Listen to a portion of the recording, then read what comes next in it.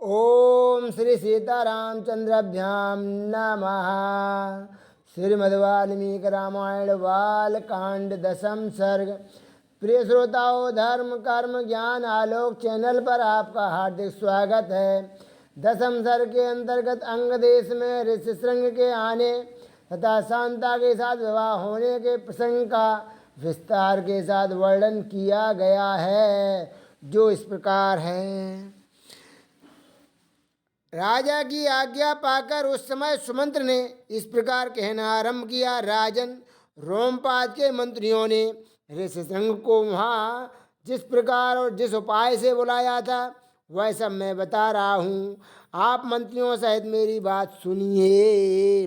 उस समय अमात्यों सहित पुरोहित ने राजा रोमपाद से कहा, महाराज, हम लोगों ने एक उपाय सोचा है जिसे काम में लाने से किसी भी विघ्न बाधा के आने की संभावना नहीं है। ऋषिशृंग मुनि सदा वन में ही रहकर तपस्या और स्वाध्याय में लगे रहते हैं। वे स्त्रियों को पहचानते तक नहीं हैं और विषयों के सुख से भी सर्वथा अनभिज्ञ हैं। हम मनुष्यों के चित्त को मत डालने वाले मनोवांछित विषयों का प्रलोभन देकर उन्हें अपने नगर में ले आएंगे। अतः इसके लिए शीघ्र प्रयत्न किया जाए। ये सुंदर आभूषणों से विभूषित मनोहर रूप वाली वेश्याएं वहाँ जाएं तो वे भांति भांति के उपायों से उन्हें लुभा कर इस नगर में ले आएंगी। अतः इन्हें सत्कार पूर्वक भेजना चाहिए। यह सुनकर राजा ने पुरोहित को उत्तर दिया, बहुत अच्छा, आप लोग ऐसा ही करें। आज्ञा पाकर पुरोहित और मंत्रियों ने उस समय वैसी ही व्यवस्था की। तब नगर की मुख्य मुख्य वेश्याएं राजा का आदेश सुनकर उस महान वन में गईं और मुनि के आश्रम से थोड़ी ही दूर पर ठहरकर उनके दर्शन का उद्योग करने लगीं। मुनि कुमार ऋषिशृंग बड़े ही धीर स्वभाव के थे, सदा आश्रम में ही रहा करते थे। उन्हें सर्वदा अपने पिता के साथ पास रहने से ही अधिक सुख मिलता था। अतः वे कभी आश्रम के बाहर नहीं निकलते थे। उन तपस्वी ऋषि कुमार ने जन्म से लेकर उस समय तक पहले कभी न तो कोई स्त्री देखी थी और न पिता के सिवा दूसरे किसी पुरुष का ही दर्शन किया था।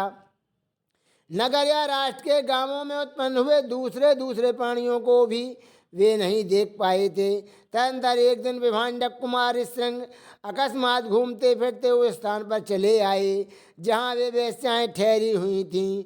वहाँ उन्होंने उन सुंदरी वनिताओं को देखा। उन प्रमदाओं का वेश बड़ा ही सुंदर और अद्भुत था। वे मीठे स्वर में गा रही थीं।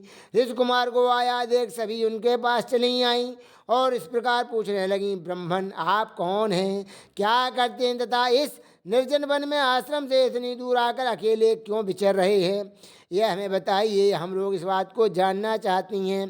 ऋषिशृंग ने वन में कभी स्त्रियों का रूप नहीं देखा था और वे स्त्रियां तो अत्यंत कमनीय रूप से सुशोभित थीं। अतः उन्हें देखकर उनके मन में स्नेह उत्पन्न हो गया। इसलिए उन्होंने उनसे अपने पिता का परिचय देने का विचार किया। वे बोले, मेरे पिता का नाम विभांडक मुनि है, मैं उनका औरस पुत्र हूँ। मेरा ऋषिशृंग नाम और तपस्या आदि कर्म इस भूमंडल में प्रसिद्ध है। यहाँ पास ही मेरा आश्रम है। आप लोग देखने में परम सुंदर हैं अथवा आपका दर्शन मेरे लिए शुभ कारक है। आप मेरे आश्रम पर चलें, वहाँ मैं आप सब लोगों की विधिपूर्वक पूजा करूँगा। ऋषि कुमार की यह बात सुनकर सब उनसे सहमत हो गईं।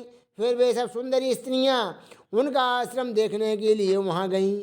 वहाँ जाने पर ऋषि कुमार ने, यह अर्घ है, यह पाद्य है, अतः यह भोजन के लिए फल मूल प्रस्तुत है, ऐसा कहते हुए उन सब का विधिवत पूजन किया। ऋषि की पूजा स्वीकार करके वे सभी वहाँ से चले जाने को उत्सुक हुईं। उन्हें विभांडक मुनि का भय लग रहा था, इसलिए उन्होंने शीघ्र ही वहाँ से चली जाने का विचार किया। वे बोले, ब्राह्मण, हमारे पास वे ये उत्तम उत्तम फल है, विप्रवर इन्हें ग्रहण कीजिए, आपका कल्याण हो। इन फलों को शीघ्र ही खा लीजिए, विलम्ब न कीजिए। ऐसा कहकर उन सब ने हर्ष में भरकर ऋषि का आलिंगन किया और उन्हें खाने योग्य भांति भांति के उत्तम पदार्थ तथा बहुत सी मिठाइयाँ दीं। उनका रसास्वादन करके उन तेजस्वी ऋषि ने समझा कि ये भी फल हैं, क्योंकि उस दिन के पहले उन्होंने कभी वैसे पदार्थ नहीं खाए थे।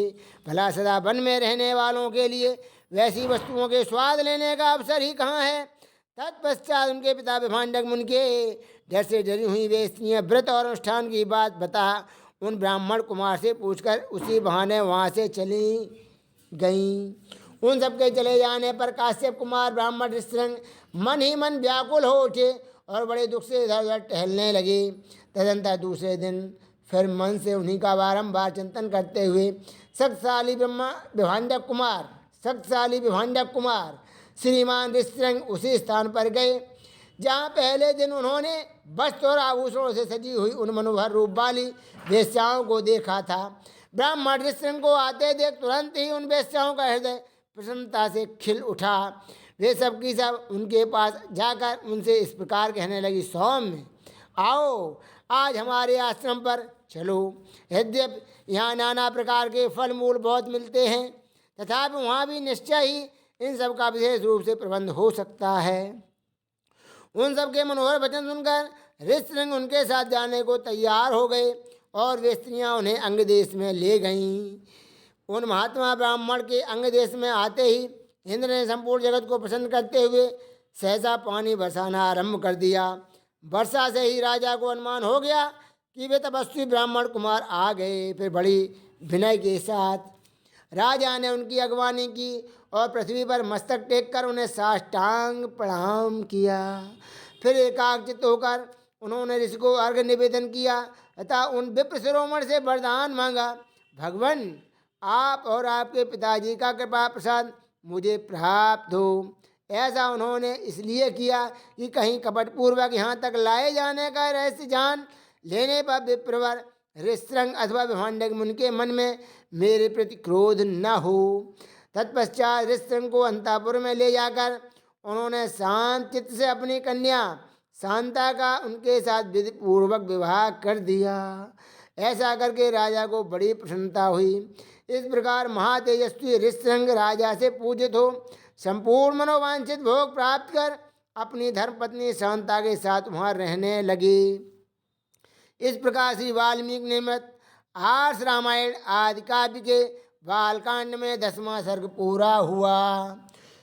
उपरोक्त वर्णन से स्पष्ट है कि विभांडक मुनि के पुत्र ऋष्यशृंग वन में रहने के कारण पूर्ण ब्रह्मचारी थे। इसी प्रकार वर्तमान में बच्चों की शिक्षा दीक्षा के साथ ब्रह्मचर्य का पालन कराते हुए ऐसा वातावरण का सृजन किया जाना आवश्यक है जिससे बच्चों में अच्छे संस्कार स्वयं जागृत हो सकें। यदि प्रस्तुत अच्छी लगी हो तो चैनल को सब्सक्राइब अवश्य करें। धन्यवाद।